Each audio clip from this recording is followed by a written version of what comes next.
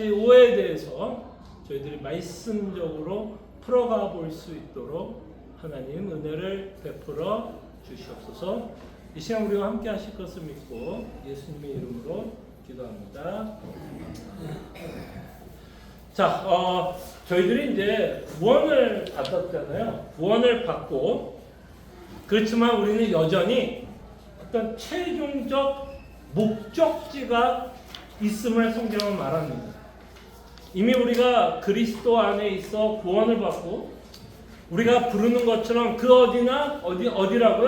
그 어디나 하늘나라라고 이야기를 할 수도 있지만, 하나님의 계획 가운데는 우리로 하여금 어딘가에 있는 최종 목적지를 향해 가게 됩니다. 그 최종 목적지에 우리가 다다르게 될 것인데, 그 최종 목적지가 갖고 있는 특징은, 가장 큰 특징 중에 하나는 뭐가 없는 곳? 그렇죠. 죄가 없는 곳. 그래서 죄가 없는 상태로 들어가는 어떤 최종 목적지를 향해서 가게 됩니다. 그래서 우리는 이 상태를 영화의 상태라고 말합니다. 영화.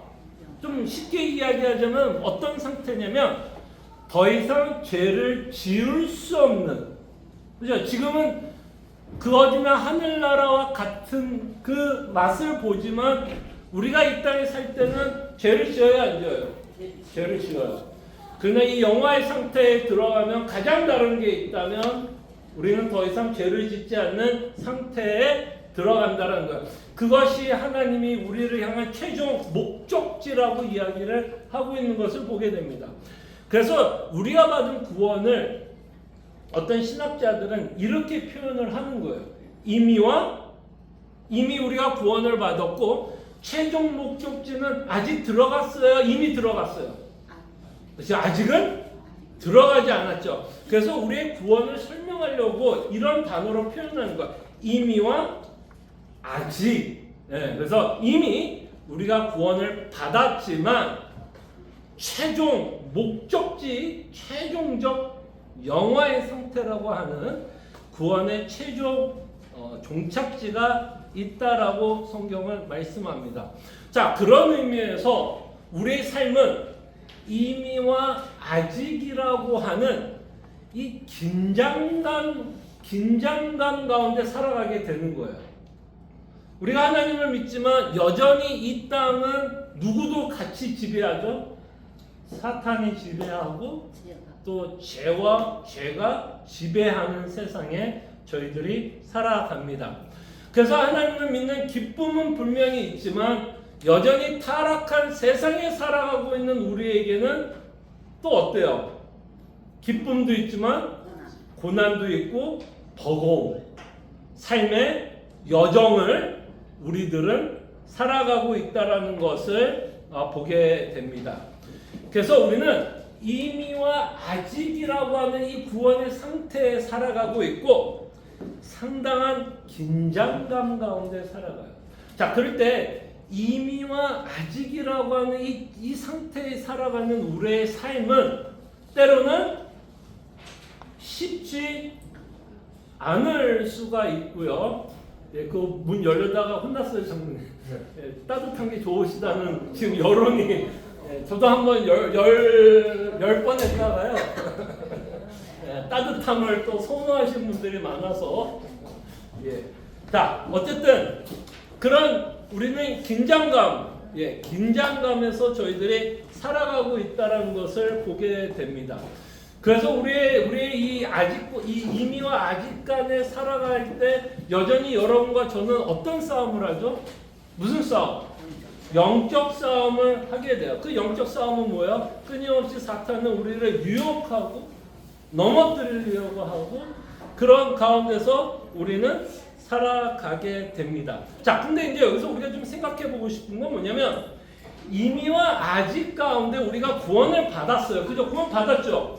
근데 이 이미와 아직 가운데 최종 목적지로 달려가다 보면, 때로는 우리가 받은 구원에 대한 확신이 좀 희석될 때가 있다 없다. 그죠? 예. 그게 우리가 살아가고 있는 이미와 아직이라고 하는 이 긴장감에 살아가는 우리의 힘듦이 거기에 있습니다. 그래서 우리가 분명히 구원을 받았음에도 불구하고 때로는 내가 정말 구원을 받았는지에 대한 뭐가 생길 수 있어요? 의심이 생길 수 있어요. 예. 그러니까 여러분들이 신앙생활하다가 구원의 확신으로 의심이 생긴다면 그건 정상이다, 비정상이다? 굉장히 정상이라는 것도 이해를 해달라는 거예요. 예. 그러니까 많은 사람들이 구원을 받았는데 나는 구원을 의심하는 거 보니까 나는 구원을 받지 않았나 라는 오해를 할 수 있는데 이미와 아직이라고 살아가고 있는 우리의 삶 속에서는 여전히 우리가 받은 구원에 대한 확신이 뭐 할 수 있다? 흔들릴 수 있다. 그래서 성경을 읽어보면 끊임없이 성경은 뭐 하려고 하는 책 중에 하나냐면 우리가 받은 구원에 대한 어떤 내용을 좀 쓰려고 애를 쓸까요? 어떤 내용? 너희들은 반드시 구원 받았다라는 것을 확신시켜주는 구절들을 보게 되는 겁니다. 그렇게 우리가 확신이 흔들리고 있는 우리의 모습을 보기 때문에 성경은 끊임없이 우리가 영생을 받았다, 우리가 예수를 믿고 있으면 의로운 자다 라고 이야기하면서 우리가 하나님의 자녀다 라는 식으로 끊임없이 말씀을 통해서 우리를 설득하려고 한다라는 것을 생각해 보셨으면 좋았겠는데요. 자, 그럴 때 우리의 믿음이 이렇게 믿음의 확신이 흔들릴 경우가 어떤 경우 좀 흔들릴 수 있을까요, 여러분? 어떤 경우가 여러분들이 가졌던 그 구원의 확신이 좀 흔들릴 수 있을까요? 그렇죠, 고난. 예, 고난. 그렇죠, 고난. 또 뭐 고난뿐만 아니라 또 우리가 극심한 죄를 지을 때도 우리가 구원을 받았는지에 대해서 의심할 수 있게 됩니다. 히터 켜 있는지만 켜 있는. 혹시 괜찮아요? 다들 지금 죄송합니다. 지금 거의 부채질을. 예. 지금 이 안에 여름이 지금 팽팽합니다. 지금 따뜻한 부류가 있고요. 또 덥다는 부류. 그다음에 조금 더우시죠. 예. 그래서 조금만. 예. 이게 너무 더워도 문제, 너무 추워도 문제. 예. 어쨌든 자, 저도 좀 덥긴 한데 어쨌든 자, 집중해서 한번 생각해 볼게요. 자, 극심한 죄 가운데 살아갈 때에도 우리가 그 고난에 대한 확신이 흔들릴 수도 있습니다. 그러니까 그거를 내가 구원이 흔들릴 수 있다는 것을 좀 염두에 두면 좋을 것 같아요. 자, 그럴 때 한 세 가지를 우리가 생각해 볼게요. 자, 죄 고난은 우리가 이제 매번 좀 다루니까 저희가 조금 나중에 다루기로 하고, 우리 구원의 확신이 흔들릴 때 첫 번째 요인으로 우리가 생각해 볼 수 있는 건 뭐냐면 구원이 불안정하다라는 오해가 생길 수 있다는 거. 불안정하다. 과연 내가 받은 구원이 정말 온전한 구원일까? 아니면 내가 받은 구원이 흔들릴 수 있지 않을까에 대한 생각을 하게 되는데요. 우리가 어떤 생각을 할 때 이런 생각을 할 수 있냐면 자신의 잘못된 행동이나 죄로 인해 구원이 이룰 수 있다라는 두려움에 사로잡힐 수도 있다는 거예요. 그게 좀 전에 말했던 우리가 극심한 죄를 지을 때 이런 생각을 할 수 있다는 얘기입니다. 자, 그럴 때 우리의 구원이 때로는 불안정하다고 생각이 들어서 혹시 흔들릴 수 있을 때 성경은 끊임없이 우리의 구원에 대해서 빌립보서 1장 6절에 보면 너희 안에서 착한 일을 시작하신 이가 그리스도 예수의 날, 여기서 그리스도 예수의 날은 어떤 날일까요? 어떤 날? 최종적 목적지라고 말하는 그 날, 그리스도 예수의 날까지 이루실 줄을 우리는 뭐한다? 확신한다. 그러니까 사도 바울은 끊임없이 구원에 대해서 흔들릴 수 있는 사람들에게 대해서 하나님이 하시면 반드시 뭐한다라고 얘기하고 싶은 거야. 반드시 이루신다라는 것을 말씀합니다. 자, 그렇기 때문에 우리는 이런 구절을 보면서도 끊임없이 우리가 알아야 되는 게 있어요. 자, 이 구절의 주체는 누굴까요? 누가 이 일을 하기 때문에? 하나님. 만약에 제가 이 일을 한다면 여러분들은 구원에 대한 확신이 있을 수 있을까요? 없을까요? 제가 한다면? 없죠. 근데 여러분들이 하나님이 하신다라는 이 일 때문에 여러분들의 구원의 확신은 사실은 뭐에 대한 확신인지 아세요? 구원의 확신이 아니라 사실은 누구에 대한 확신 때문에 구원의 확신을 받는 걸까요?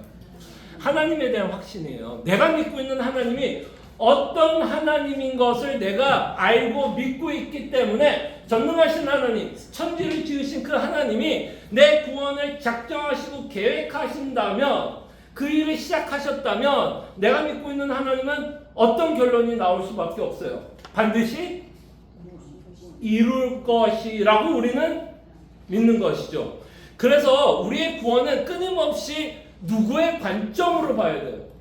하나님의 관점으로 봐야 돼요. 왜냐하면 내 관점으로 보면 내 구원은 언제나 뭐 할 수 있는 확률이 커요? 흔들릴 수밖에 없어요. 그래서 성경은 끊임없이 누구를 바라보라? 하나님을 바라보라. 하나님께서 하신 그 일에 대해서 우리에게 확신을 가질 것을 말씀합니다. 그래서 불안정하지 않다라는 거예요. 우리가 믿고 있는 하나님이 누구인지를 알기 때문에.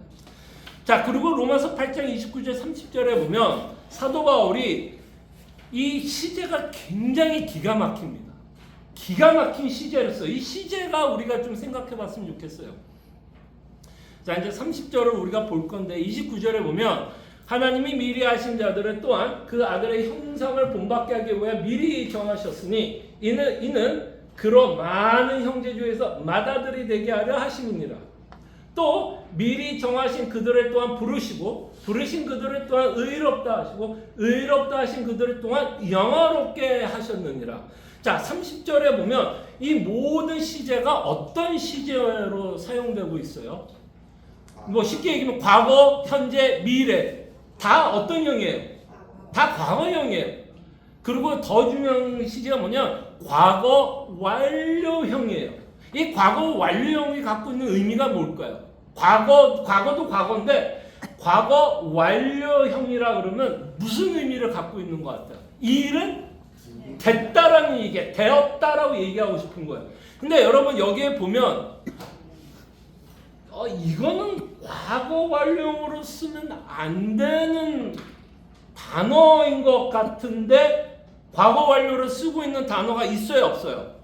여기 딱 보면 30절에 보면 어떤 시제는 과거로 사용해도 충분히 우리가 납득될 수 있는 단어가 있는데 어떤 단어는 이 단어는 과거 완료형으로 쓰면 안 되는데도 사도는 그것을 과거 완료로 쓰고 있는 단어가 하나 있습니다. 뭘까요? 그렇죠. 영화롭게 했다란 말이에요. 자, 영화는 아까 제가 뭐라 그랬어요? 자, 우리가 이미와 아직에서 영화는 이미와 아직의 상태예요. 어느 상태예요? 이미와 아직 가운데. 아직이에요, 아직. 우리가 가는 최종적 목적지가 우리가 영화라 그랬고 그 영화의 상태에 들어가면 우리는 더 이상 죄를 짓지 않는 상태에 들어간다고 그랬을 때 사실은 영화는 우리의 논리 가운데서 시제적으로는 과거, 현재, 미래 중에 어딜까요? 영화는 미래예요. 그죠? 그럴 때 이 단어를 미래를 쓰면 우리가 충분히 더 이해하기 쉬운데 사도는 영화롭다라는 것도 영화롭게 될 거야 라고 표현해서 영화롭다고 얘기했어요. 그럼 사도는 왜 이 현재 미래에 일어날 일을 과거 완료로 썼을까요? 이 일을 왜 사도는 갑자기 시제가 헷갈렸어 쓰다가 막 갑자기 쓰다가 야 그냥 뭐 영화도 뭐 그냥 영화롭게 되었다 쓰지 뭐 까짓 거 뭐 이래서 썼을까? 왜 사도의 머리 안에서는 이 영화가 분명히 미래임에도 불구하고 왜 마치 과거 완료해서 모든 게 끝난 것처럼 이야기를 할까요? 왜 그렇게 표현했어요? 하나님이 그렇게 만들었어요. 예? 하나님이 영화롭게 만들었기 때문에. 조금만 더 요거 맞아요? 조금만 더 요거를 하나님이 영화롭게 만들었다라는 말을 조금만 풀어서 얘기하면 뭘까요? 하나님의 시간은 이 영원 전석도 영원 후까지가 한순간이기 때문에 우리에게는 멀리 이후에 벌어질 일이지만 하나님에게는 이미 창세 전에 이미 정하신 그렇죠. 뜻이었다. 그러니까 지금 이제 장정룡하고 집사님 얘기를 조금 믹스업해서 이야기하고 앞에 착한 일을 하신 일은 반드시 이루신다는 걸 믿는다면 하나님이 영화롭게 한다는 것은 반드시 이루어진다, 안 이루어진다? 이루어진다라고 사도 바울이 믿기 때문에 안 이루어졌지만 이것은 반드시 이루어질 거기 때문에 시제를 뭘로도 쓸 수 있는 거예요. 마치 이루어진 것처럼 우리에게 말씀을 하는 거예요. 그러니까 사실 영화롭게 되었다라고 하는 이 말에는 이 사도 바울에 뭐가 들어있냐면 그가 갖고 있는 믿음의 고백이 들어있는 거예요. 그 하나님을 향한 그 믿음의 고백이 비록 미래형으로 영화롭게 될 거지만 하나님이 하시는 일이기 때문에 이 일은 반드시 이루어질 것을 믿기 때문에 그 일을 어떤 식으로 표현해요? 마치 된 것처럼. 그렇죠? 된 것처럼. 그래서 사실은 사도 바울에게는 자신이 받은 구원에 대한 뭐를 기록한다라고 말할 수 있어요. 그가 받은 구원에 대한 확신을, 그렇죠? 확신을 표현하고 있다는 것을 보게 됩니다. 그래서 우리는 끊임없이 기억해야 돼요. 구원은 누가 하셨다? 하나님이 하셨다는 거예요. 그러니까 구원을 우리 안에서 찾으면 찾을수록 굉장히 힘들어집니다. 그래서 성경은 끊임없이 우리를 구원하신 주체자가 하나님이시고 하나님이 누구라는 사실을 우리가 믿어지기 때문에 우리가 받은 구원에 대한 어떤 상황 가운데서도 우리가 받은 구원에 대한 뭐를 갖고 살아갈 수 있다? 예, 확신을 갖고 살아갑니다. 또 이런 오해가 있는 것 같아요. 자, 우리가 구원은 이미 받았지만 내 구원을 유지 보존하는 일에 있어서는 마치 어떤 생각이 좀 들 수 있어요. 내가 유지 보존해야 할 것 같은 생각이 들 수 있을까요? 없을까요? 예. 물론 답은 아니에요. 아닌데 살다 보면 내가 받은 구원을 내가 지켜야 할 것 같은 생각이 들 수도 있어요. 그래서 지금 세 번째, 구원이 인간의 노력에 의존한다라는 오해. 이미 구원은 하나님이 하셨다라고 하지만 최종적 목적지로 가기 위해서는 뭔가 나의 노력이 들어가야 할 거라고 우리가 생각할 수도 있습니다. 그 일에 대해서 요한복음은 끊임없이 우리에게 이렇게 말합니다. 내 양은 내 음성을 들으며 나는 그들을 알며 그들은 나를 따르리니 내가 그들에게 영생을 주노니 영원히 멸망하지 아니할 것이요 또 그들을 내 손에서 빼앗을 자가 있다 없다 없느니라. 그들은 주신 내 아버지는 만물보다 크심에 아무도 아버지의 손에서 뺏을 수 있다 없다 없다라는 거예요. 그러니까 끊임없이 우리의 구원을 이루시는 주체자는 내가 아니라 누구라고요? 하나님인 것을 우리에게 말씀합니다. 자, 로마서 8장 30절 34절에도 자, 우리가 이제 우리가 우리의 노력에 의존해서 최종 목적지에 들어간다라고 생각을 들면 여기에 빠질 수 있는 가장 큰 함정은 이 사탄이 여러분들을 계속해서 고소할 수 있을까요? 없을까요? 내 노력으로 구원을 얻고 천국에 들어간다면 최종적 목적지에 들어간다면 여기 계신 분들 가운데 완벽하게 하나님의 뜻을 알고 그죠? 먼저 아는 거 하나님의 뜻을 완벽하게 알고 그 하나님이 주신 명령 가운데 완벽하게 살아낼 자신이 있어요? 없어요? 그렇게 살아갈 수 있는 자가 있어요? 없어요? 없어요. 근데 그것이 내 노력으로 최종적 목적지로 들어가야 된다라고 생각을 하는 사람에게는 마귀가 뭐라고 속이기에 너무 쉬울까요? 그렇게 갖고 있는 사람에게 마귀는 뭐라고 속이면 너무 쉬울까요? 이 사람을. 봐라. 너 하나님의 말씀대로 지금 살고 있어? 너 지금 또 죄 지었잖아. 그러면 그 사람은 어떤 생각을 하게 될까요? 내 노력에 의해서 최종 목적지에 들어간다라고 생각하는 사람에게 생각 가운데 내가 하나님이 주신 명령을 완벽하게 지키지 못한다라는 생각을 하게 되면 그 사람은 자신이 받은 구원에 대해서 확신을 가질 확률이 클까요? 흔들릴 확률이 클까요? 흔들릴 가능성이 훨씬 더 높죠. 결국에는 내가 노력하지 않았기 때문에 과거는 내가 구원을 받았는지 모르지만 미래까지 내가 구원을 받을지에 대한 확신은 없을 수도 있다는 거. 감사합니다.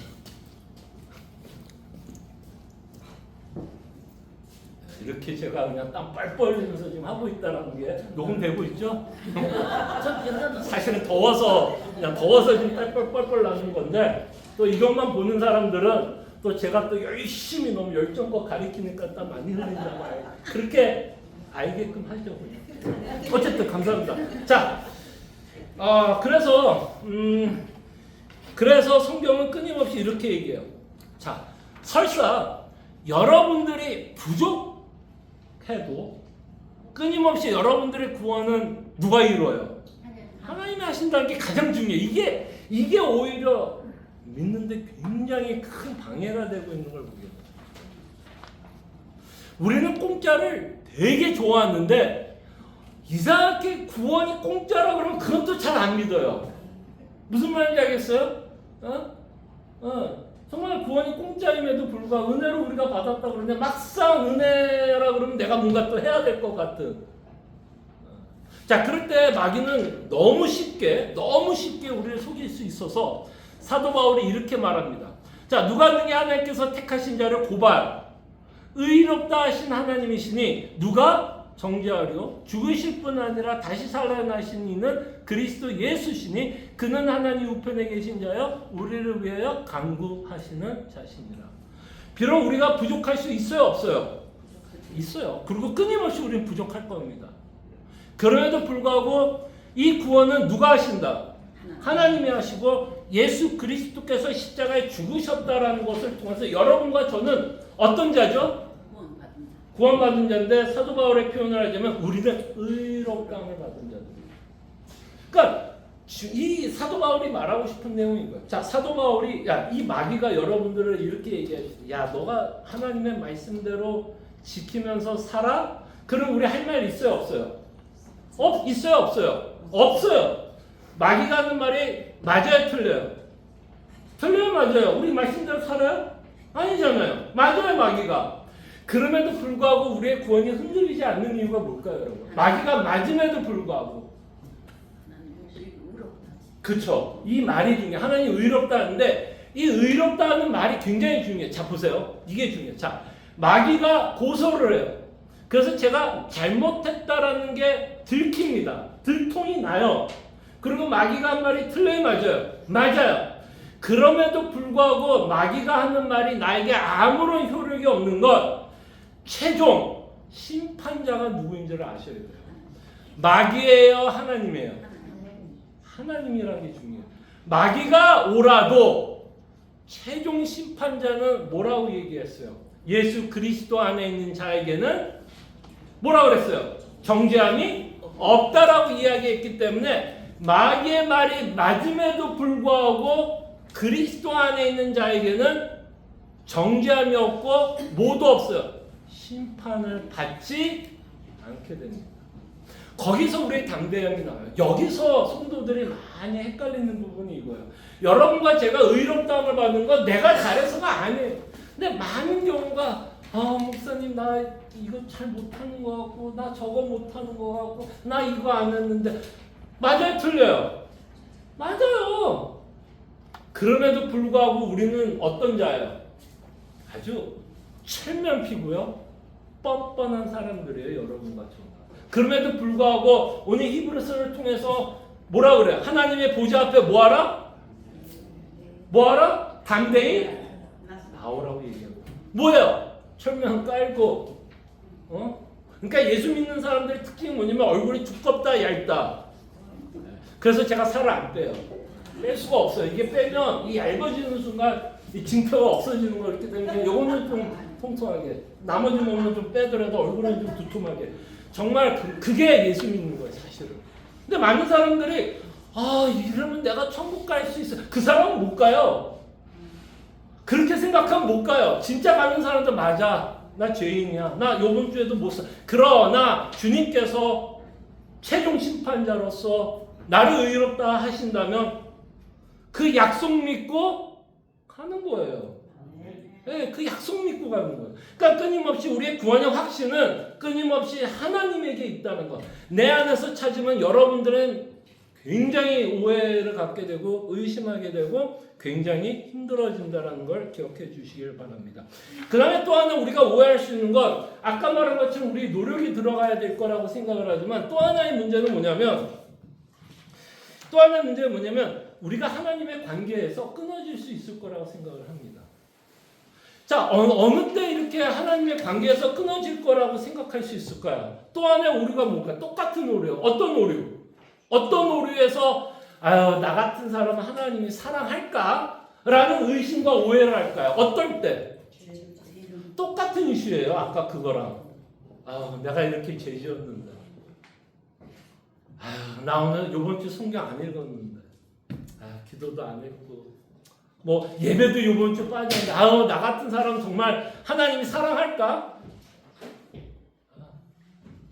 그럴 때 우리의 관계가 흔들릴 것 같은 생각을 하는데 성경은 끊임없이 우리에게 말씀합니다. 뭐라고 얘기해요? 그 사랑에서 끊을 수 있다 없다? 끊을 수 없어요. 끊을 수 없다라고 로마서 8장 35절 39절에서 말씀합니다. 39절만 읽을게요. 뒷장 넘어가시고요. 높음이나 깊음이나 다른 어떤 피조물에도 우리를 우리 주 그리스도 예수 안에 있는 하나님의 사랑에서 뭐 할 수 없다? 자, 그럴 때 마귀는 끊임없이 여러분들을 뭐 하고 싶을까요? 자, 마귀가 여러분들을 끊임없이 하고 싶은 게 뭘까요? 여러분들의 죄성과 여러분들의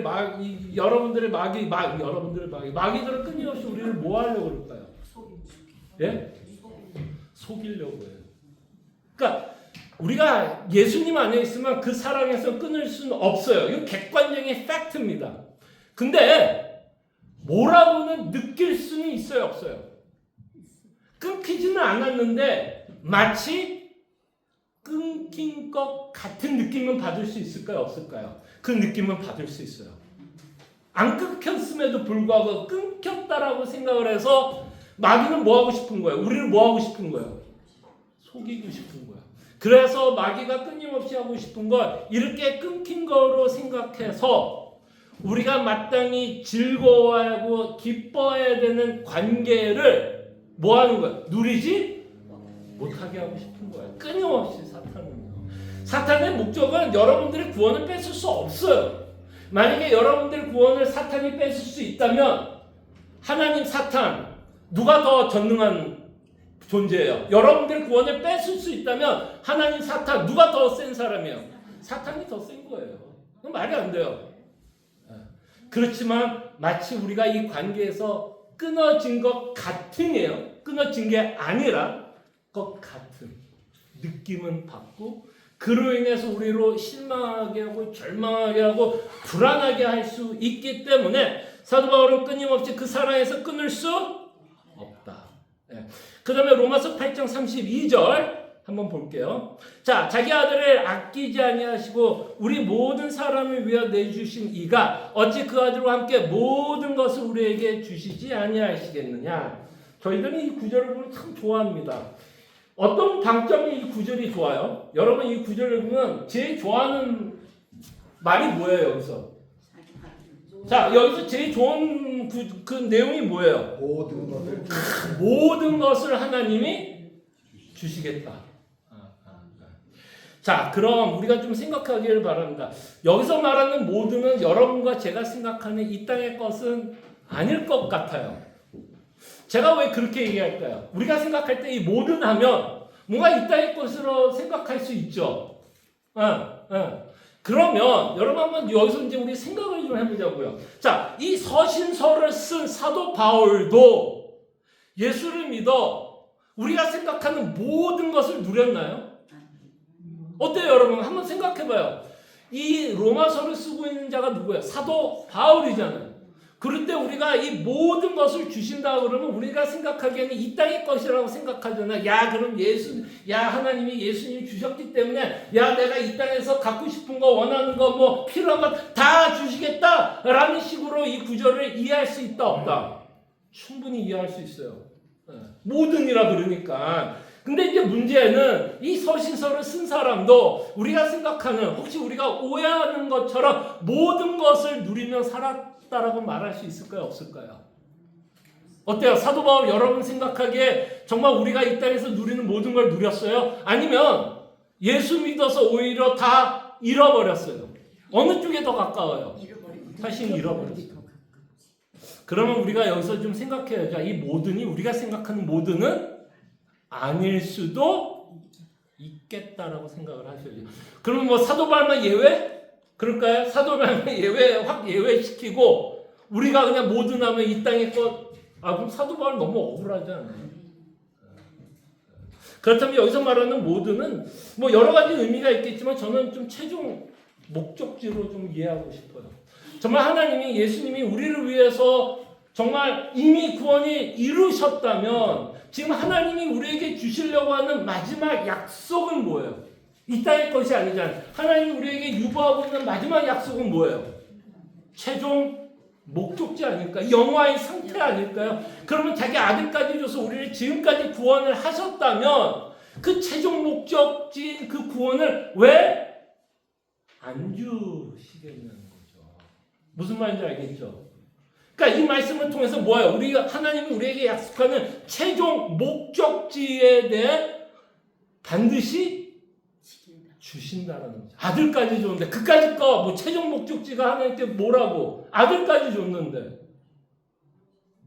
그래서 최종 목적지인 영화가 우리에게는 확실하게 올 것을 사도 바울은 말씀합니다. 자, 그러면 이제 열어서 이런 구절들을 보면 좀 여러분들이 이 구절들을 가지고 좀 요약을 한다면 어떤 식으로 좀 요약하면 좋을까요, 여러분?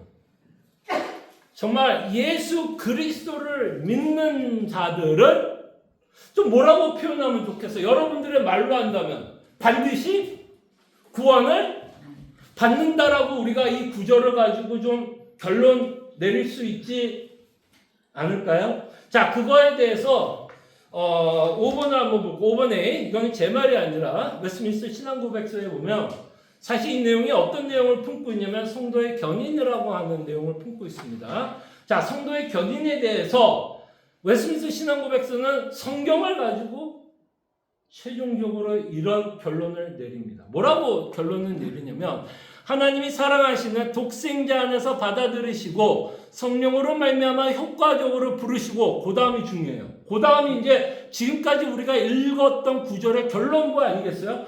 거룩하게 하신 자들은 은혜의 상태에서 전적으로 그리고 최종적으로 타락할 수 있다 없다? 없다라는 얘기예요. 그로 말미암아 우리가 받은 구원에 대해서 뭐 할 수 있다? 확신을 갖고 살아갈 수 있다는 거예요. 그들은 끝까지 은혜의 상태에서 확실하게 보존되어 영원히 구원받는다. 구원받는다. 예. 지금 우리가 읽었던 구절을 가지고 우리가 받은 구원에 대해서 우리는 충분히 이렇게 결론 내릴 수 있다 없다? 있다라는 거예요. 자, 그것에 대한 결론으로 베드로전서 1장 3절에서 5절을 볼게요. 자, 5절만 볼게요.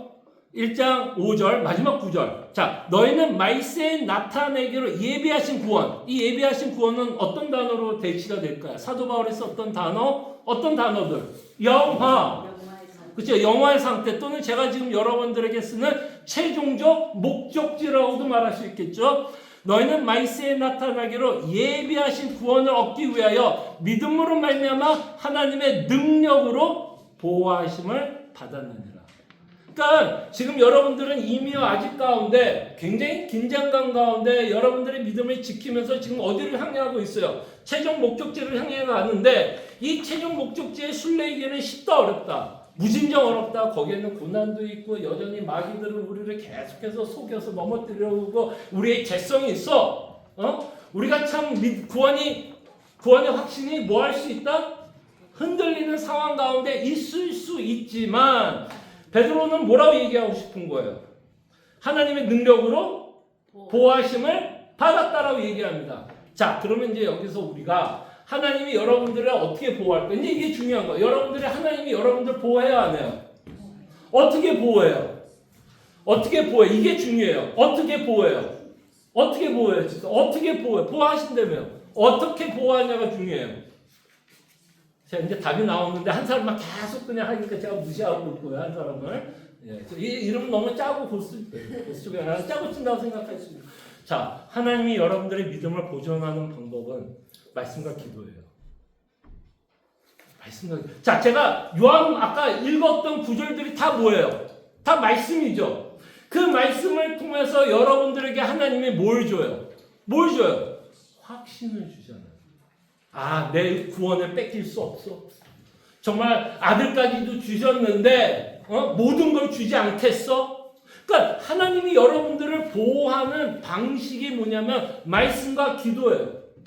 그래서 여러분들이 지금까지도 이 구원의 상태에서 여러분들이 지금 구원을 느끼며 살아간다면 사실은 여러분들은 알게 모르게 무엇을 사용하면서 이때까지 온 거예요. 사실은 말씀과 기도로의 생활을 하신 거예요. 말씀과 기도의 생활을 한 거예요. 제가 기도에 대해서는 길게 얘기하지 않겠습니다. 오늘 설교를 통해서 기도에 대해서 제가 했기 때문에. 바로 하나님이 쓰시는 방법에 우리는 뭐 하게 될까요? 순종하게 됩니다. 하나님이 우리를 믿음을 보호하시는데 그 보호의 방법이 말씀과 기도를 한다면 당연히 우리가 그토록 귀하게 여기는 구원을 끊임없이 누리고 살고자 하는 마음이 있어요, 없어요? 마음이 있기 때문에 하나님이 주신 수단을 사용한다, 사용하지 않는다. 사용하게 돼 있어요. 참 묘하죠. 분명히 하나님은 하나님의 주권 가운데 우리 인생을 이끌어가지만 하나님은 자신의 주권이 이끌어갈 때 방법을 사용해요, 사용하지 않아요.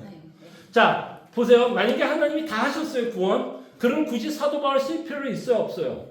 그것조차도 하나님이 하실 수 있었어요, 없었어요? 사도 바울이 굳이 빌립보, 에베소 갈 필요 있어요, 없어요? 근데 하나님은 사도를 사용했어요, 안 했어요? 분명히 하나님이 하지만 방법을 써야 안 써요? 방법을 쓰신다라는 거예요. 전도가 마찬가지죠. 분명히 전도했을 때 누가 믿게 해요? 누가 믿게 해요? 하나님이 믿게 하는 거예요. 그렇지만 그 복음의 메시지가 그 사람 귀에 닿도록은 하나님이 사람을 사용한다, 사용하지 않는다. 여러분들의 입술을 방법을 사용해야 안 해요. 그럴 때 우리는 하나님의 주권을 믿는다는 건 그분의 방법도 뭐 하는 걸까요? 믿는 거예요. 그 방법도 믿는 거예요. 그 방법도 믿는 거예요. 그래서 하나님께서 우리의 믿음을 보호하시는 방법이 말씀과 기도라면 우리는 매일같이 뭐 해야 돼요? 내 믿음이 흔들리지 않도록, 내 구원의 확신이 흔들리지 않도록 말씀과 기도로 생활하셔야 돼요. 그럴 때 여러분들이 만약에 구원의 확신이 흔들린다면 그 회복하는 방법도 사실 뭘 거라고 생각합니까? 말씀과 기도예요. 결국에는 제가 하는 말이 설득이 될 때, 이 말씀이 설득될 때 다시 한번 구원에 뭐가 생기는 걸까요? 확신이 생기는 거예요. 그래서 하나님이 주신 방법, 말씀과 기도를 우리는 게으르지 않고 그 말씀과 기도를 통해서 하나님이 우리를 보호하고 있다는 것을 기억하시기를 바랍니다. 자, 7번 하나만 더 생각하고 8번은 다음 주에 생각할 거예요. 자, 7번. 자, 이렇게 하나님이 최종적으로 하나님이 우리의 구원을 완성시키고 책임진다 그러면 꼭 여기서 오해가 하나 있어요. 이건 왜 맨날 붙어 다니는 오해야. 이거는 무슨 그 붕어빵에 반드시 뭐가 들어가죠? 팥이 들어가는 것처럼 이거를 가리키면 꼭 반드시 우리의 논리 안에서 반드시 생기는 오해인데 하나님이 우리의 구원을 하신다 그러면 우리가 나쁜 오해는 어떤 오해를 하게 되나? 아까 기도와 똑같은 현상이 벌어질 경우가 있어요. 하나님 하신다 그러면 기도할 어떤 오해가 있다 그러죠? 기도할 필요가 없다고 생각하게 됩니다. 이것도 마찬가지예요. 구원도 이것도 이 하나님의 최종적 구원이 이루신다 그러면 우리는 어떤 오해를 해요? 어떤 오해를 할 수 있을까요? 하나님의 말씀에 순종 안 해도 될 거라고 생각합니다. 그런 논리적 결론이 갈 수 있어요, 없어요? 근데 이 성도의 견인은 왜 성경에서 이렇게 확신을 줄까요? 순종과 이 성도의 견인은 사실은 별개의 내용이에요, 별개. 근데 우리가 갖고 있는 머리는 논리적으로 이걸 뭐 하게 되냐면 합쳐서 생각을 해요. 자, 성도의 견인은 왜 이거를 가리키고 있을까요? 왜? 이건 순종과 상관이 없는 내용이에요. 왜 이 얘기를 할까요? 우리가 신앙생활 하다 보면 구원의 확신이 흔들릴 수 있기 때문에 우리의 구원이 절대로 흔들리지 않을 것에 대한 확신을 주기 위해서 하나님이 하신다라는 거를 강조하는 내용이지 이게 우리가 막 하나님의 말씀을 지키고 안 지키고 순종과는 뭐예요? 별개의 문제예요. 합쳐서 생각한 게 아니라 별개의 문제입니다. 그런데 우리가 순종하는 이유는 뭐예요? 하나님이 하신 그 구원에 우리는 감사하기 때문에 하나님이 주신 그 명령을 지키면서 사는 거예요. 순종은 하나님이 주신 명령과 연관이 되고 이 성도의 견인이라고 하는 이 가르침은 우리가 사는 불안함, 염려에 관한 내용이에요. 같은 내용이 다른 내용이에요. 다른 내용. 그러나 우리가 갖고 있는 이 이성이라고 하는 이 논리 체계 때문에 이 두 가지의 가르침을 모아하게 돼요. 함께 놓고 함께 생각하면 이런 변론이 나오는데 전혀 두 개의 가르침은 별개다, 별개 아니다. 별개예요.